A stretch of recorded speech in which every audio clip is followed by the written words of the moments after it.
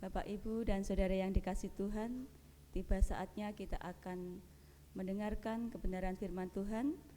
Untuk itu sebelumnya kita akan berdoa, mohon pertolongan kepada Tuhan agar kita dapat mengerti apa yang Tuhan kehendaki melalui firman-Nya pada pagi hari ini. Mari kita berdoa.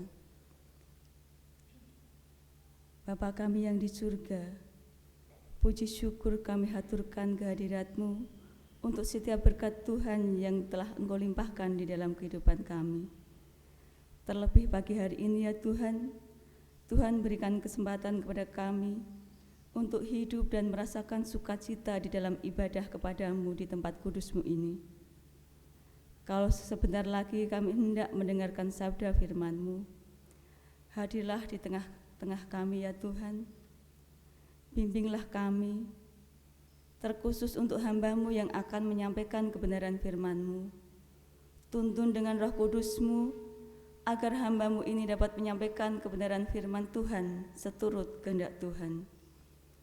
Untuk jemaat Tuhan yang akan mendengarkan, berikanlah konsentrasi, jauhkanlah dari roh ngantuk, sehingga jemaat Tuhan bisa mendengarkan dengan baik, memahami, menyimpan dalam hati, dan nanti sepulang dari tempat ini, melakukan di dalam kehidupan sehari-hari. Berfirmanlah Tuhan, kami sudah siap untuk mendengarkan. Di dalam nama Tuhan Yesus Kristus, kami berdoa. Amin.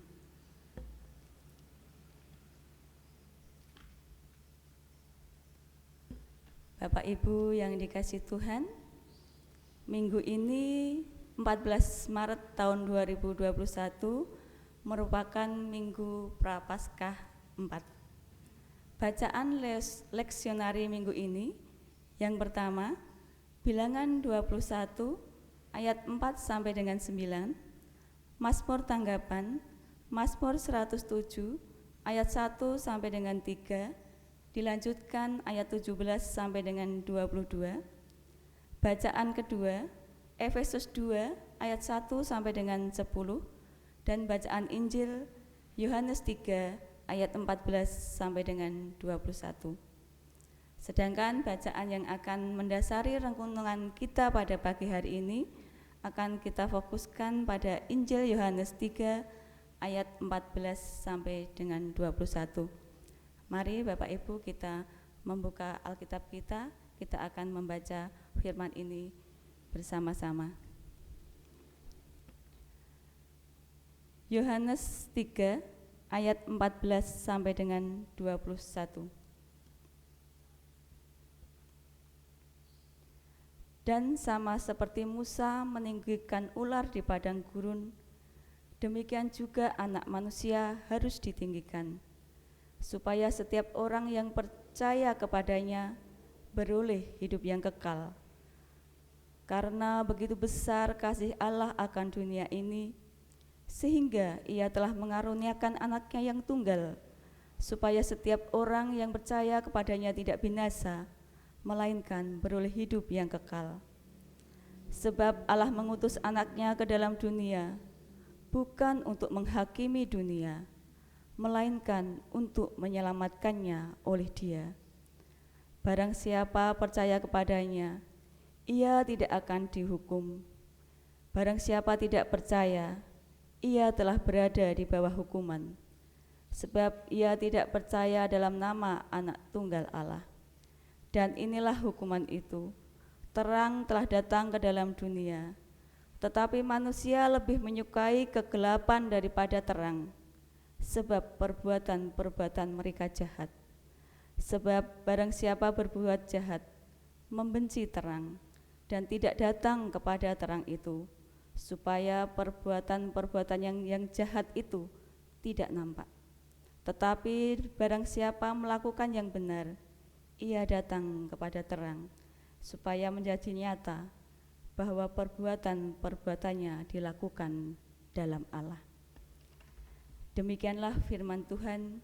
Yang berbahagia adalah mereka yang mau mendengarkan firman Tuhan dan mau memelihara di dalam kehidupannya. Hosiana.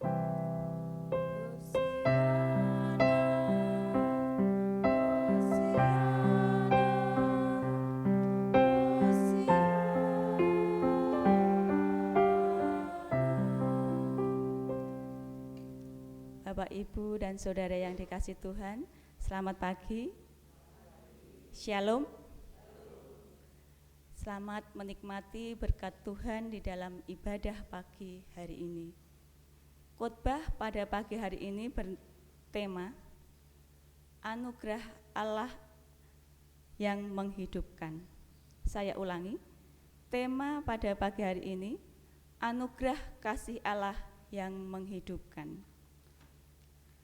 Menghidupkan menurut Kamus Bahasa Indonesia artinya adalah menjadikan, membuat, atau menyebabkan hidup. Membuat hidup berarti menjadikan dari kondisi tidak hidup alias mati kepada sesuatu yang hidup. Yang menjadi pertanyaan adalah siapakah yang mati dan perlu dihidupkan? Bapak, Ibu, dan Saudara yang dikasihi Tuhan, kita semua sudah tahu bahwa akibat dari dosa adalah kematian.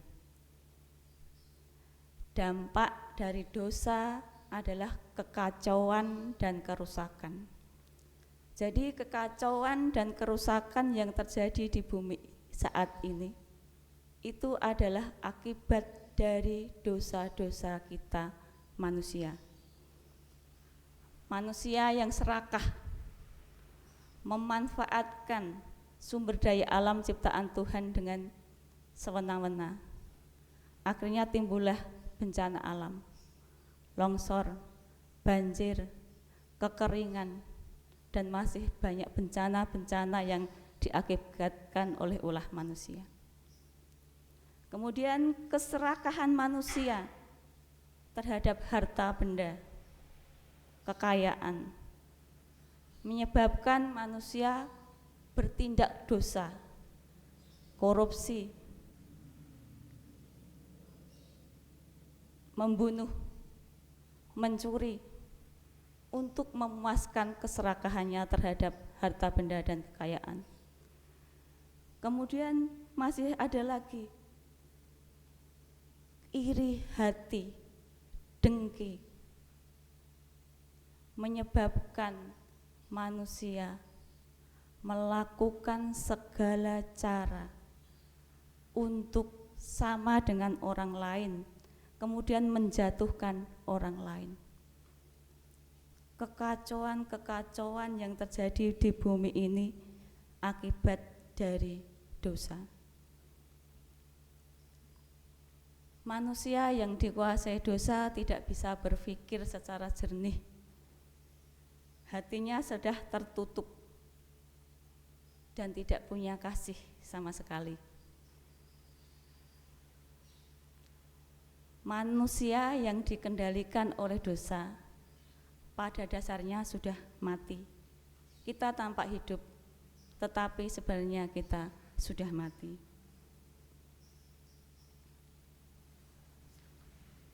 Bapak Ibu yang dikasihi Tuhan, ada sebuah ilustrasi. Bapak Ibu perso mobil remote. Mobil remote itu benda mati, tetapi dia bisa berjalan, berbelok ke kanan, berbelok ke kiri, kemudian balik, bahkan jungkir balik. Itu karena apa? Karena dikendalikan sebuah remote yang dipegang oleh seseorang. Itulah gambaran kita manusia yang berdosa. Kita itu ibarat mobil remote, benda mati, tetapi kita dikendalikan oleh hawa nafsu, penguasa angkasa, seperti yang dikatakan di dalam Efesus 2 ayat kedua. Kamu hidup di dalamnya karena kamu mengikuti jalan dunia ini, karena kamu mentaati penguasa kerajaan angkasa, yaitu roh yang sekarang sedang bekerja di antara orang-orang durhaka. Sebenarnya dahulu kami juga terhitung di antara mereka, ketika kami hidup di dalam hawa nafsu daging dan menurut kehendak daging dan pikiran kami yang jahat. dosa. Orang berdosa dikendalikan oleh penguasa angkasa, yaitu iblis. Artinya bahwa kita manusia berdosa menjadi hamba iblis. Dari firman di dalam Efesus 2 ayat 2,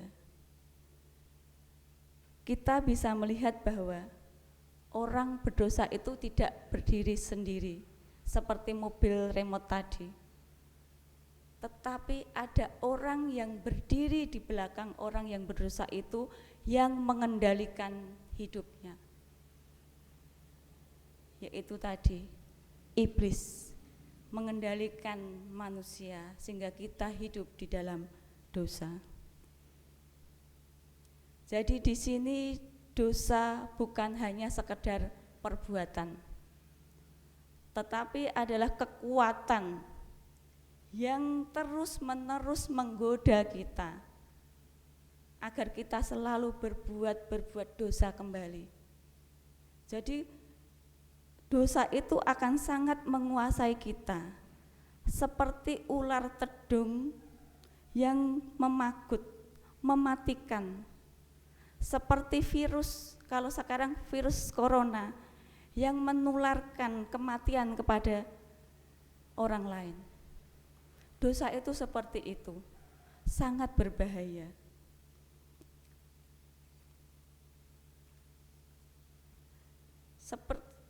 Kalau sudah seperti itu,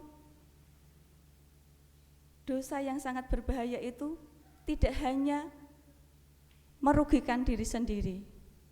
Dosa tidak hanya membinasakan kita sendiri, tetapi membinasakan juga orang lain. Di sini dicontohkan, apabila dosa itu menguasai seorang pengusaha, pengusaha ini bisa membinasakan orang lain melalui usahanya, misalnya narkoba. Kemudian melalui caranya berbisnis, dia korupsi. Kemudian kalau dosa itu menguasai seorang politik, juga bisa membinasakan orang lain melalui ujaran kebencian, melalui politik uang, bisa menyeret orang lain untuk binasa. Kemudian kalau yang lain lagi, jika dosa itu menguasai seorang pemimpin agama dengan pemahaman fanatisme yang sempit, radikalisme, itu nanti bisa membawa orang-orang yang mengikutinya masuk ke dalam dosa. Apalagi kalau 3 orang tersebut, pengusaha, politikus, pemimpin agama yang dikuasai dosa bersatu, Bapak Ibu bisa membayangkan betapa hancurnya dunia ini. Begitu mengerikannya akibat dari dosa, menghancurkan, membinasakan. Bapak Ibu yang dikasihi Tuhan, kalau kita lihat seperti itu, orang yang dicengkeram oleh dosa tidak ada harapan untuk hidup, adanya hanya binasa, mati. Tetapi benarkah demikian? Ternyata anugerah Allah mengubah semuanya. Efesus 2 ayat 4-5. Tetapi Allah yang kaya dengan rahmat, oleh karena kasih-Nya yang besar, telah menghidupkan kita bersama-sama dengan Kristus. Sekalipun kita telah mati oleh karena kesalahan-kesalahan kita, oleh kasih karunia kamu diselamatkan. Kasih karunia kamu diselamatkan. Oleh kasih karunia kamu diselamatkan.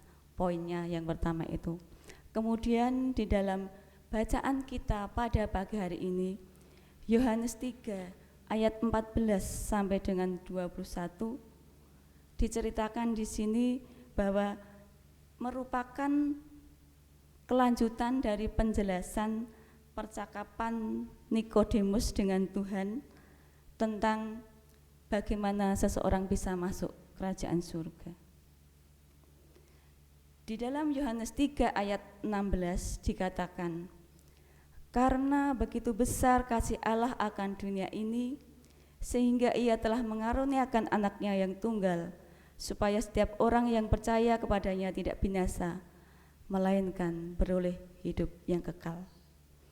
Jelas, hanya anugerah Allah melalui kematian anaknya yang tunggal yang memberikan kehidupan baru, mematahkan kuasa dosa dan membangkitkan kita dari kematian, serta memberikan kita hidup yang kekal.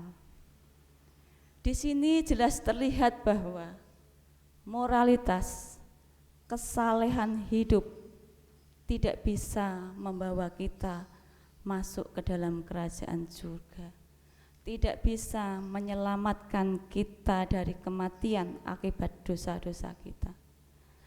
Oleh karena anugerah Allah saja melalui kematian Tuhan Yesus yang bisa menyelamatkan kita. Tetapi di sini juga dikatakan anugerah itu diberikan kepada siapa? Di sini dikatakan supaya setiap orang.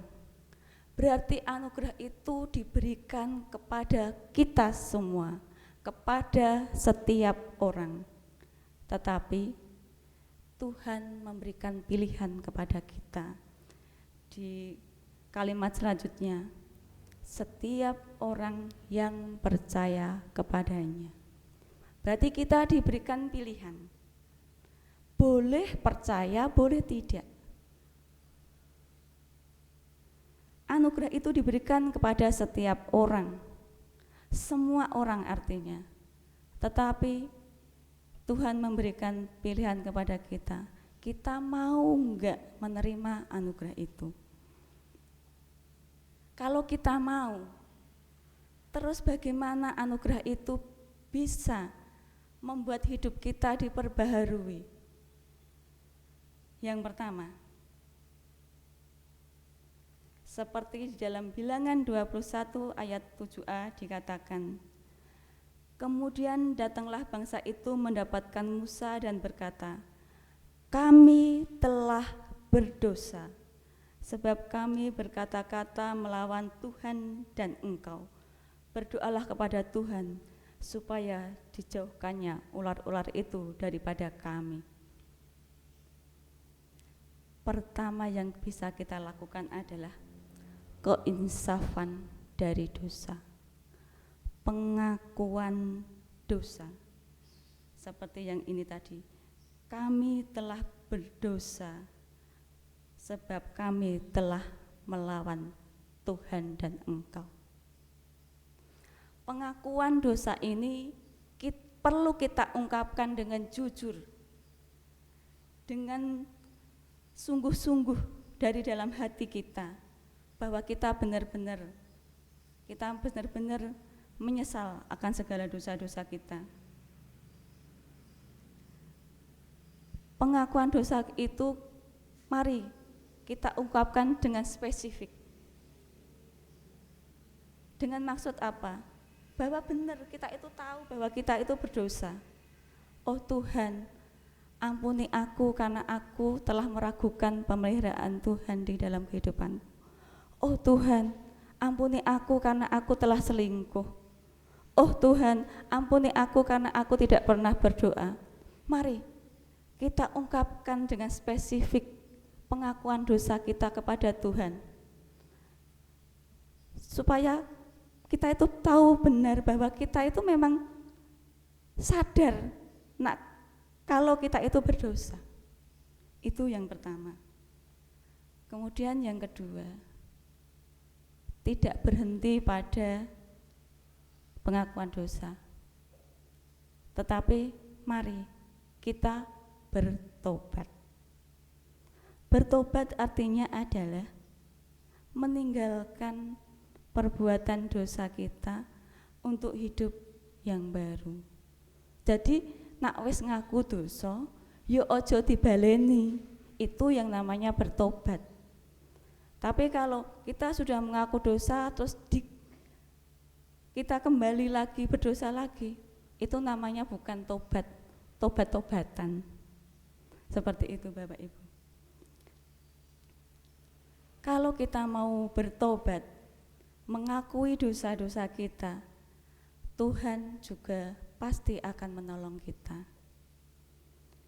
Kemudian yang ketiga, kita mohon belas kasihan Tuhan melalui doa.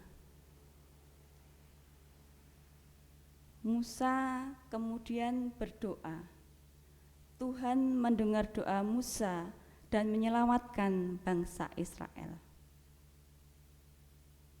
Demikian di dalam Mazmur, Tuhan juga mengisahkan, memberikan kesembuhan kepada orang yang sakit parah.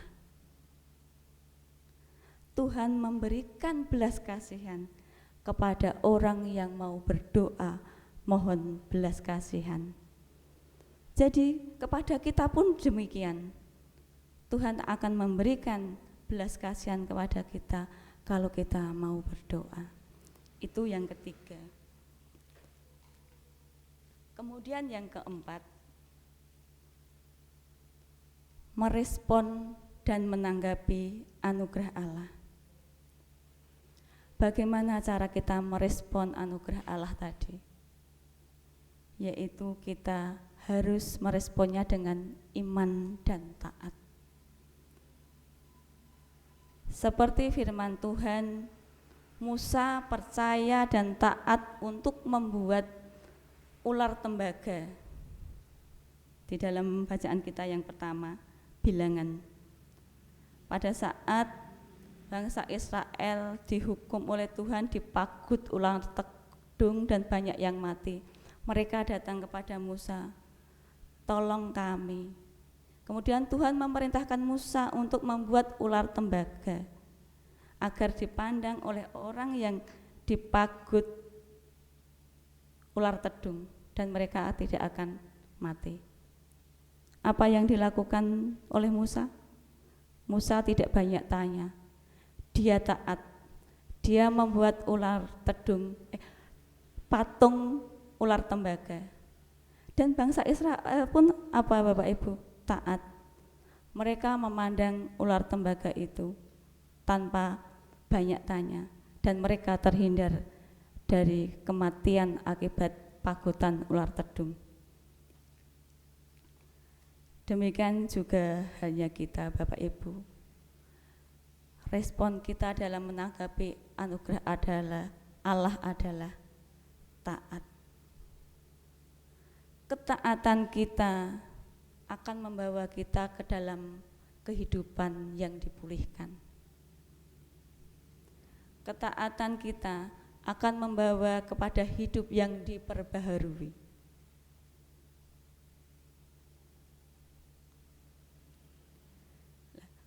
Pembaruan hidup yang nyata itu yang seperti apa? Pembaruan hidup, sikap imam yang benar terwujud dalam perbuatan nyata. Tidak hanya di dalam kata-kata, tetapi di dalam perbuatan nyata. Yang pertama adalah hidup dalam Yesus. Hidup dalam Yesus artinya apa Bapak Ibu? Hidup seperti Yesus. Hidup Yesus itu seperti apa? Hidup Yesus itu hanya melakukan pekerjaan baik. Jadi kalau kita hidup di dalam Yesus, harusnya hidup kita hanya melakukan pekerjaan-pekerjaan baik. Contoh, memberikan makan kepada orang yang kelaparan, memberikan tumpangan kepada orang yang tidak punya tempat tinggal, memberikan pengampunan kepada orang yang bersalah. Itulah contoh-contoh kebaikan-kebaikan Tuhan yang harus kita contoh untuk kita lakukan di dalam kehidupan kita. Yang kedua, hidup di dalam syukur. Mazmur 107 ayat 21 sampai 22. Biarlah mereka bersyukur kepada Tuhan karena kasih setianya, karena perbuatan-perbuatannya yang ajaib terhadap anak-anak manusia. Biarlah mereka mempersembahkan korban syukur dan menceritakan pekerjaannya dengan sorak-sorai. Hidup kita yang syukur yang seperti apa? Hidup mempersembahkan korban. Korban yang seperti apa? Hidup kita sebagai persembahan yang hidup dan yang berkenan di hadapan Allah. Hidup yang seperti Yesus yang harus kita persembahkan kepada Tuhan. Dan selanjutnya, agar kita menceritakan pekerjaannya dengan sorak-sorai. Menceritakan pekerjaan Tuhan tidak harus dengan berkhotbah seperti ini.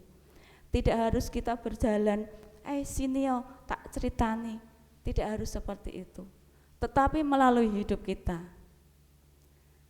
Melalui hidup kita bisa menceritakan bagaimana kebaikan Tuhan untuk hidup kita. Bapak Ibu yang dikasihi Tuhan, anugerah kasih Allah kalau kita tanggapi dengan iman dan taat benar-benar menghidupkan kita, mematahkan kuasa dosa kematian, membawa hidup kita ke dalam hidup yang kekal. Melalui firman pada pagi hari ini, kita diharapkan kita sebagai orang percaya yang telah menerima kasih anugerah Allah, kita bisa menyalurkan, mengalirkan anugerah itu kepada sesama, sehingga akan lebih banyak manusia, orang yang hidupnya diperbarui. Tuhan memberkati. Amin.